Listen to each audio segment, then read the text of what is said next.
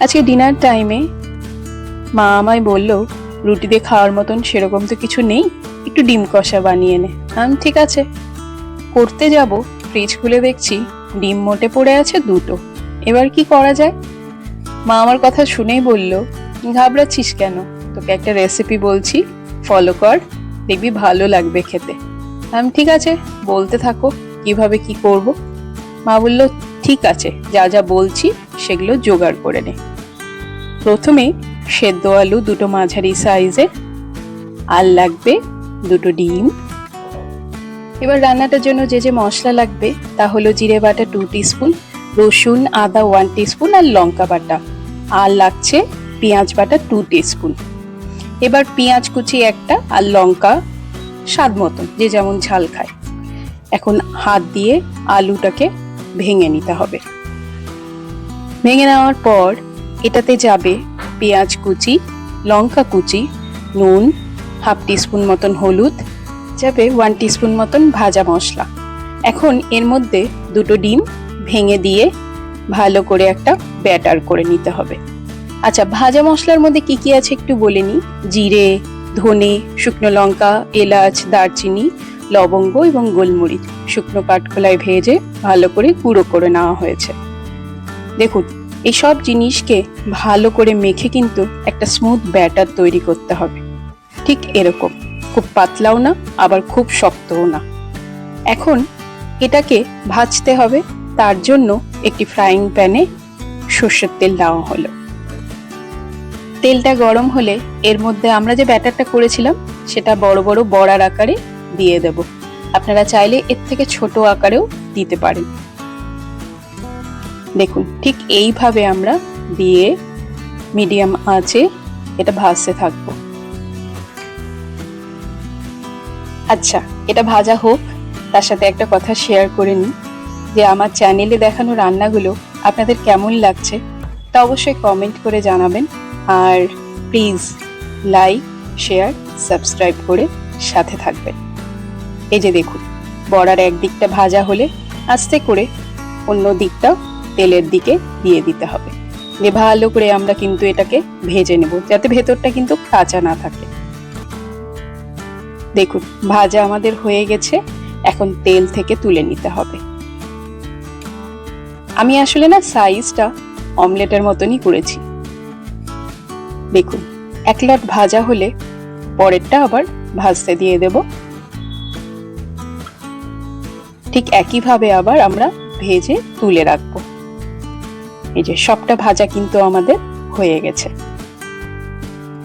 বড়াগুলো তো ভাজা হয়ে গেছে। এবার আমার গ্রেভিতে লাগবে আলু আর পেঁয়াজ। একটা মাঝারি সাইজের আলু নেওয়া হয়েছে, আর একটা পেঁয়াজ ডুমো করে কাটা আছে। এবার অপর একটি পাত্রে 3 চামচ মতন সর্ষের তেল নেওয়া হলো। তেল গরম হলে ওটাতে শুকনো লঙ্কা, গোটা গরম মশলার মধ্যে রয়েছে এলাচ, দারচিনি আর লবঙ্গ, আর দেব হাফ টিস্পুন মতন জিরে। ফোড়নটা ভালো করে ভাজা হলে আলুটা দিয়ে দিতে হবে।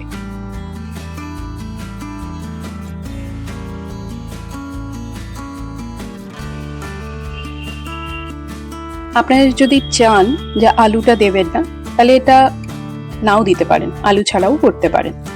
আলুটা একটু ভাজা হলে এর মধ্যে যাবে পেঁয়াজ ভালো করে আমরা কিন্তু ভেজে নেব, যাতে কাঁচা গন্ধটা না থাকে। আর পেঁয়াজ ভাজার মধ্যে এখন দিচ্ছি 1 টিস্পুন মতন ঘি আর পেঁয়াজের কম্বিনেশন ঝোলের কিন্তু স্বাদের একটা আলাদাই মাত্রা এনে দেয়। এখন এক এক করে যাবে হলুদ, লবণ আর কাশ্মীরি লঙ্কার গুঁড়ো 1 টিস্পুন। হলুদও দিয়েছি 1 টিস্পুন মতন। তেলের মধ্যে এগুলো ভালো করে ভাজলে রংটা খুব সুন্দর আসে। এখন জিরে বাটা, আদা বাটা, লঙ্কা বাটা আর ধনের গুঁড়ো 1 টিস্পুন দিয়ে সামান্য জল দিয়ে মশলাগুলোকে ভালো করে কিন্তু আমরা কষিয়ে নেব। আমি রান্না পুরো কিন্তু মিডিয়াম আঁচেই করছি। ঢাকা দিয়ে দিয়ে মশলাকে কিন্তু আমরা কষিয়ে নেব। এখন মশলা কষে গেলে এর মধ্যে দেব রসুন বাটা আর পেঁয়াজ বাটা। ঠিক একইভাবে রসুন আর পেঁয়াজও ভালো করে ভেজে নেব, যাতে কাঁচা গন্ধটা না থাকে।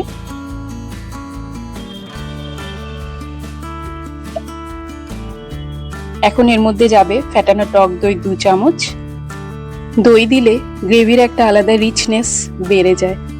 দইয়ের জায়গায় আপনারা চাইলে টমেটোও দিতে পারেন। এই যে দেখুন তেল ছেড়েছে, এর মধ্যে স্বাদের ব্যালেন্সের জন্য দিচ্ছি 1/3 টিস্পুন চিনি।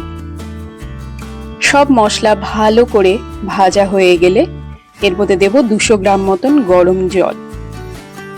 ব্যাস, সব কমপ্লিট। গ্রেভিটা একটু ফুটে উঠল।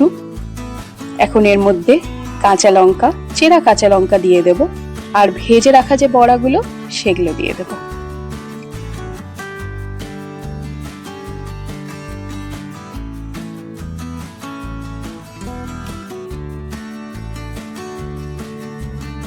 সব বড়াগুলো দেওয়ার পর মিনিট 2 ঢাকা দিয়ে ফুটতে দেব।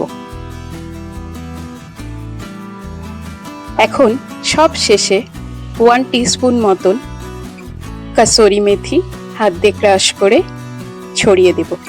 ব্যাস, খুন্তি দিয়ে ভালো করে নেড়ে মিনিট খানিক ঢাকা দিয়ে রাখলেই রেডি আজকে আমাদের ডিম আলুর বড়ার কারি রেসিপি। গরম গরম রুটি বা পরাঠার সাথে এই রেসিপিটি ট্রাই করে দেখুন, আমি বলছি আপনাদের ভীষণ ভালো লাগবে।